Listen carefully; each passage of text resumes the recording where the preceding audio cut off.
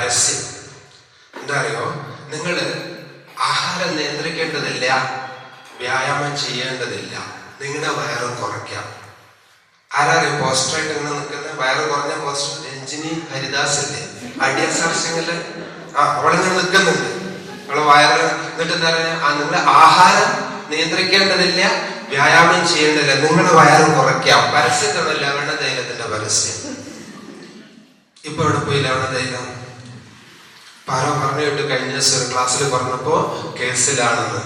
എന്തായാലും ഒരു കാര്യം ഉറപ്പാണ്, അവരെത്ര കോടിക്കണക്കിന് രൂപ ഉണ്ടാക്കി.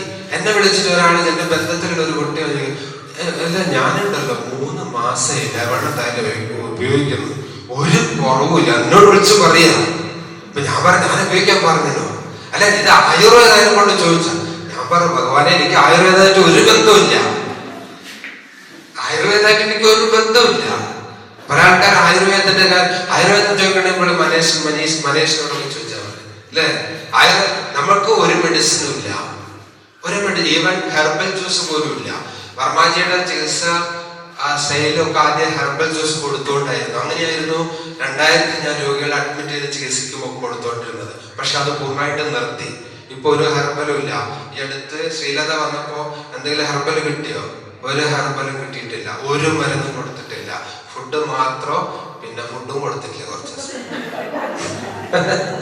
കുറച്ച് ദിവസം ഭക്ഷണം കൊടുത്തിട്ടില്ല, കുറച്ച് ഇളനീരും തേൻവെള്ളവും മാത്രമാണ് കുടിച്ചത്. പക്ഷെ ഒന്ന് ചോദിച്ചു നോക്കിയാൽ ആ ഇളനീരും തേൻവെള്ളവും കുടിച്ചത് 8 ദിവസം 7 ദിവസം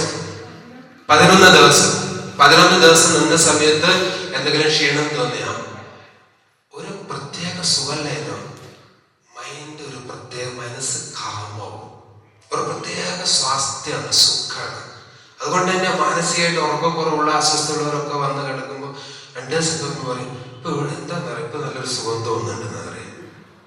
കാരണം അതിലേക്ക് നമ്മൾ വരാം. എന്റെ മുന്നേ ജസ്റ്റ് പറഞ്ഞത് മാത്രമേ ഉള്ളൂ. ഓക്കെ, അപ്പൊ എന്തായാലും ഒരു കാര്യം ഉറപ്പാണ്, നമുക്ക് ഇന്ന് കിട്ടുന്ന വേറെ എന്തല്ല, നല്ല വേറല്ല, രോഗത്തെ കുറിച്ച് കംപ്ലീറ്റ് കിട്ടുന്ന രോഗത്തെ കുറിച്ചാണ്. അതുകൊണ്ട് നമുക്ക് രോഗഭയം കൂടും. രോഗഭയം കൂടിയാൽ നമ്മള് ചെറുതായിട്ട് പനി വരുമ്പോഴേക്കും എന്ത് വിചാരിക്കും, ദലിപ്പനി ആയിരിക്കോ, ഡെങ്കിപ്പനി ആയിരിക്കോ.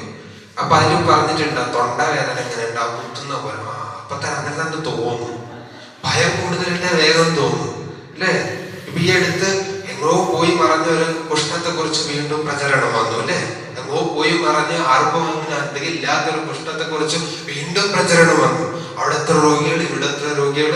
അതുകൊണ്ട് ഇങ്ങനെ ഇനി എന്തിനു പറയുന്നു, നമുക്കറിയാം 1000 ഒരാൾക്ക് വരുന്നതാണ് മന്ത്. 1000 ഒരാൾക്കില്ല, 1000 ഒരാൾക്കില്ല മന്ത്. ഉണ്ടോ?